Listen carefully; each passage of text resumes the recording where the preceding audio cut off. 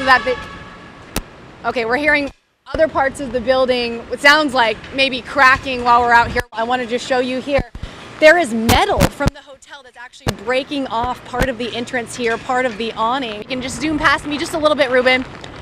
You can see the stoplights blowing in the wind. They're swinging back and forth. It is extremely dangerous, and I want to tell you from our perspective what it sounds like.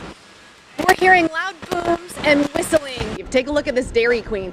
The entire restaurant is gone. That metal back there that's toppled over was the Coast Guard station here in Port Aransas, and under that is where they kept all their rescue boats. If these waves come over here to the seawall, these stairs are the only thing in between the marina and Shoreline Boulevard, where all the businesses are. And this would be about 12 feet right here, which is what that storm surge could get to. How does your family feel about you being out here? My wife's blowing up my phone. And you guys have to drive back to the station, and that's going to be a pretty harrowing experience as well. Right, we know there's damage all around town from North Beach spanning to the south side of town. So I imagine as we drive that way, we're going to see a lot more debris in the road. There's a lot of debris on the ground, and there's no telling when it will all be fully cleaned up. Oh, I know. Animal Control Officer Rick Gleason He's coming with us, right? and Patrol Officer Brett Boyer have two things in common. You're welcome. You have a good day. Both are working 24 hours a day to rebuild their city, and both have lost everything. It just blew away. Officer Gleason taking us inside, He was home. showing us what's left of 13 years of memories his family has made here. That is my son's room. What's left of it. His son would have been a senior at Port Aransas High School. What do you think when you look at it like this?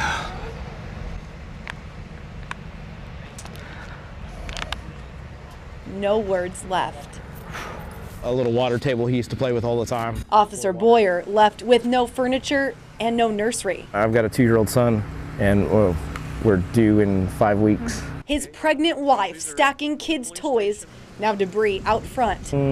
The two just reunited on the highway while he was working days ago. How's it going? Good. Good? Many of his neighbors asking for help, all while he tries to rebuild a home for a new baby. But his service, Right up to the 8 p.m. curfew time. long from over. Duty calls, and these people in my neighborhood and these people in this town, they need me to be there for them, and I'm happy to be there for them. Gleason and Boyer are just 2 of 4 Port Aransas police officers who lost everything. Both with families, both with kids, both living out of hotels, both wondering what's next for them. Look at this. But then, things like this happen. Can we get you something? Oh, good to meet you. Strangers coming by with water and food with a simple message. We're just spreading the cheer, keeping people smiling. We appreciate that. So while the lost animals Can you smile? rely on Gleason for care, I'll be here in the neighborhood. and neighbors rely on Boyer for safety, We'll get through it. Absolutely. We'll work this out. these two have each other and a community backing them 100%. And even left with nothing. These are the words you hear on Port Aransas streets. It's gonna be all right. And eventually, it will be. Briana Whitney, 3 News. Refugio, Texas. Population 2,900. And every single one of those people will come back to severe damage. Like the Wills family who drove back into town today to this. Did you expect to see your property like this when you got here today?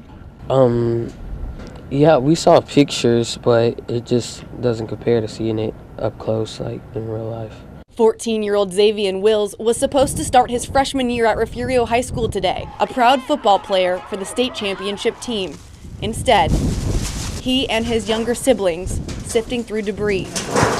And it's not just their home. His grandma's popular barber shop destroyed. She's been cutting hair for 50 years. Now permanently closed. But my grandma, that's how she makes her living, and it's just sad to see that it's like that. His uncle's craft shop in ruins. I don't know whether to rebuild or what, I don't know. And his 8-year-old sister Sadie, fearful of where they go next. I was just very scared that we would have to move because I didn't want to move. The Wills say they've been told they likely won't have power or water for 2 to 3 weeks, tearfully making the decision to drive back to San Antonio, the closest place they could find a hotel with vacancy. But there's something about the Wills that stands out. Yeah. The innocence of these kids, finding a way to smile, even though they don't know if they'll ever see home again. The smallest of words. We're praying for you guys. Making all the difference, knowing even with so much uncertainty, they're not alone and never will be. Briana Whitney, 3 News.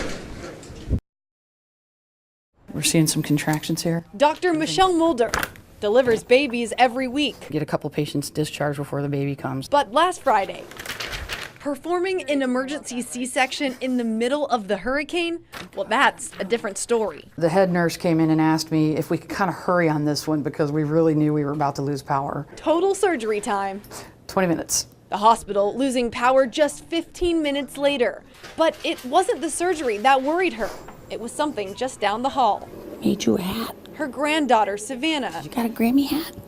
In the hospital's NICU, going on 4 weeks, born over 2.5 months early. We can't wait till we can take you home with us. Her doctors making the decision to evacuate Savannah to San Antonio because she was on a ventilator and would not be able to breathe if power went out for even just a second.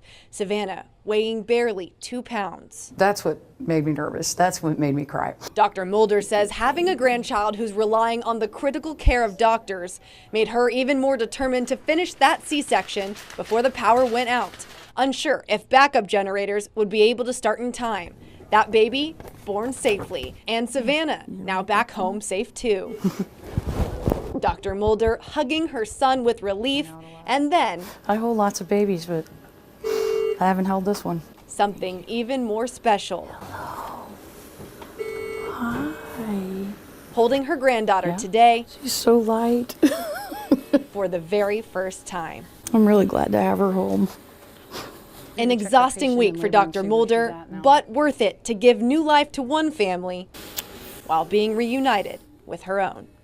Briana Whitney, 3 News.